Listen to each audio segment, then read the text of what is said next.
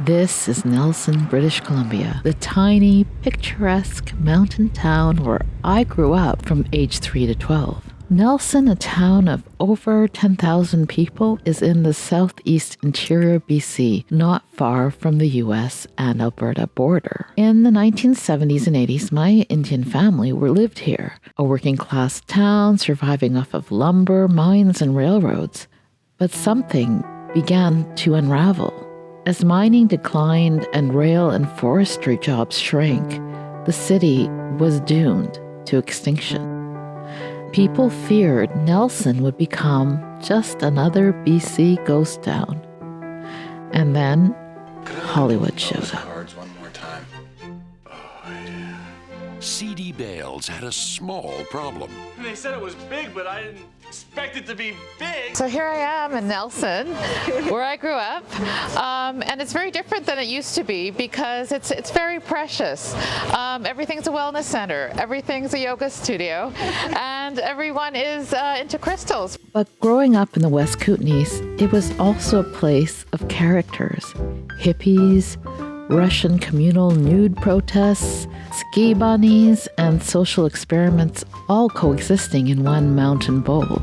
Set against the blue-green Selkirk Mountains, with the Kootenay Lake shimmering below and forests rising behind it, Nelson's natural beauty and preserved historic core make it irresistibly desirable. I think that's always been a bank of Montreal. I'm coming back with my husband Jeff to see how a film transformed the town that raised me and why it now feels like a place I'm only visiting. I'm Jeff. And I'm Sujatha. Do you dream of hitting the open road? Of the adventures and eclectic people you run across on the way? Are you waiting for the right moment, the right shot of courage? I thought that. In 2016, I had a stroke. But then in 2022, we got married, and now we're traveling the world, enjoying adventure and romance.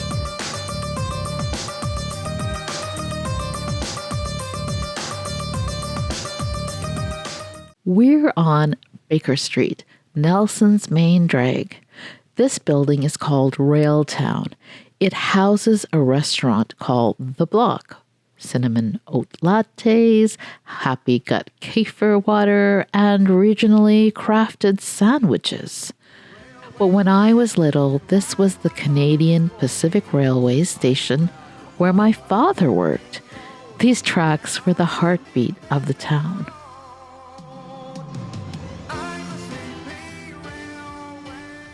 And this railway cafe used to be a really industrial place. So those yards over there, you can see in the background, we kids used to go on the, we had barbecues out there, and they'd hook us up on the train and drive us out to Castlegar. Before there was Nelson, this land around Kootenay Lake was home to the Sinixt, the Lakes people. The mountains and lakes were gathering places long before a town was ever imagined here. Nelson itself was born in the late 1880s because of silver. In 1887, prospectors struck rich deposits nearby, most famously at the Silver King mine. Almost overnight, a rough mining camp became a boomtown. Banks opened, hotels rose, money flowed in. The Hume Hotel, where Jeff and I stayed, rises out of Nelson's silver boom. Built in 1898 when mining money was flooding into town, the walls are lined with old black and white photographs, sports events, mountain outings, Baker Street in its boomtown glory. Dark wood paneling wraps the lobby. A tasteful restaurant called The Library sits quietly, as if the 19th century never quite left. The hotel has been carefully restored. During the silver boom, steamboats crossed Kootenay Lake, carrying miners, investors, and supplies. The lake was the highway. The steamboats are long gone, but not far from town. The Balfour Ferry still crisscrosses the water, a floating link between mountain communities. With steep passes and winter avalanches, Nelson can become unreachable at times. always, it seemed, when I was late for figure skating competitions in nearby towns. The ferry, though, remains the lifeline. With a little nostalgia, Jeff and I rode the old route, the longest free ferry crossing in the world. We glided over clear blue water framed by mountains. It hasn't changed. The lake still feels like the center of everything, but the train is what brought me and my family to Nelson. By 1897, the Canadian Pacific Railway came to Nelson to connect it to national markets. Then came lumber. The mountains surrounding the lake were thick with timber, and through the early 20th century, forestry became the backbone of the local economy. Sawmills, logging camps, and rail transport provided steady working-class jobs for decades. Nelson wasn't glamorous, but it worked. But while many immigrated or came here for work, others came here because they had to flee. In 1899, thousands of Doukhobors, a Christian sect, arrived in Canada. They were fleeing persecution in Tsarist Russia because they were pacifists. After a brief settlement in Saskatchewan, many moved to the Kootenays between 1908 and 1912. And while they didn't go unnoticed in a largely Anglo-Protestant society, let's say. This is the Nelson Courthouse, and this was the site of a horrible scandal of nakedness and debauchery. So what happened is there's a group of people called the Doukhobors, and they were Russian peaceniks who came to Nelson and the Kootenays a long time ago, and they lived in communes, and the government wanted to register their births and have them on the record, but they were vehemently opposed to birth registrations and so they protested, and so they were taken to court. And there was a group called the Sons of Freedom. Now that they didn't represent all Doukhobors, but they were a group that were fighting for what they believed were their rights at the time. And so they would show up at this courtroom over here and strip naked in protest. In the society of the day, it was a scandal. Nelson made international headlines as the Sons of Freedom staged nude protests in the valleys. Other scandals continued. The same mountains and lakes that tourists admire today once held internment camps. During World War II, more than 22,000 Japanese Canadians were forcibly removed from the BC coast.